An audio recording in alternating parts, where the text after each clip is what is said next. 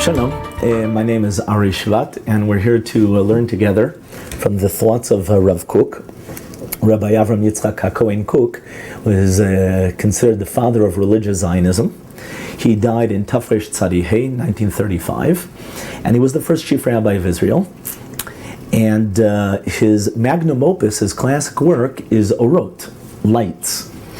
And in page 104, Rav Kook writes about the role of the nation of Israel and why Am Yisrael is created not just as a religion, but as a nation as well. In most religions, in Christianity, for example, if you don't believe in Jesus, you're not a Christian. In Islam, if you don't believe in Muhammad, you're not a Muslim. In Judaism, even if you don't believe in God, you're still Jewish, because Judaism is also a nation, not just a religion. And Rav Kook deals with the question why. And he starts out with trying to understand what is the role of the Jewish nation. And he explains that when Am Yisrael came onto the scene of the world was a terrible place. Paganism is not just a problem of theology, but it's a problem of morality, where the climax of paganism is to offer a human sacrifice, something which is terrible morally. Now, when you think about it, there is always going to be a connection between paganism and immorality. First of all, even if you never learned anything about mythology, if I were to ask you, what do the gods do all day? As soon as there are two gods, and how much more so if there are 3 or 10, obviously they're going to be fighting all the time. And in fact, that's what they do. Why? Because each of the gods wants to be number one. Now, there's a rule in all religions called imitatio Dei. Imitate your God. And in Judaism we have this as well. But if the God in paganism are gods that fight with each other all the time, according to imitatio Dei, that man emulates his God, man is always going to be violent. On the other hand, according to monotheism, if there is only one God, there's nobody to fight with him. And that's why one of the names of God is Shalom, peace, which halachically, according to Jewish law, you're not allowed to say the word Shalom in the bathroom, because it's one of the names of God. Now, God is called Shalom because he's peaceful, he doesn't fight with anyone.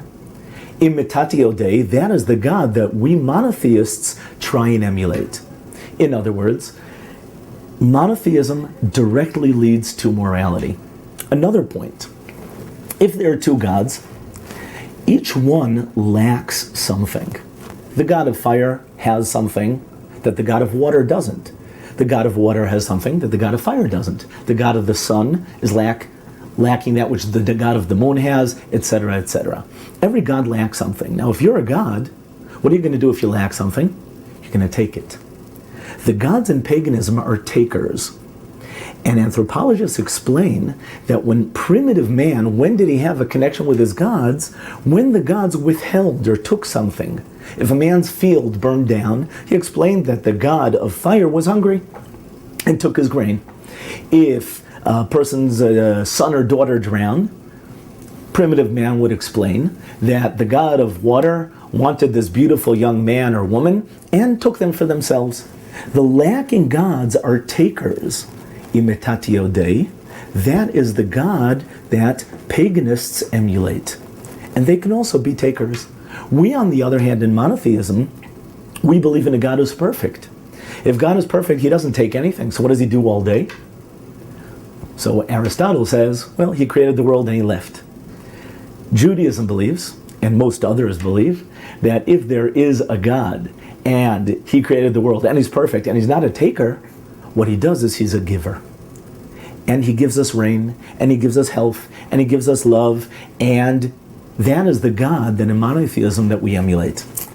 In other words,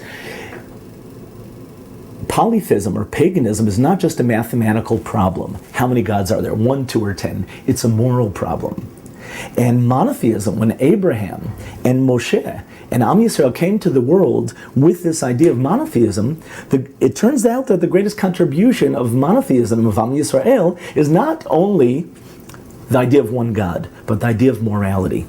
Anybody who learned about Nietzsche, the famous German philosopher who hated the Jews, one of the reasons is because he saw morality as an artificial invention of the Jewish people.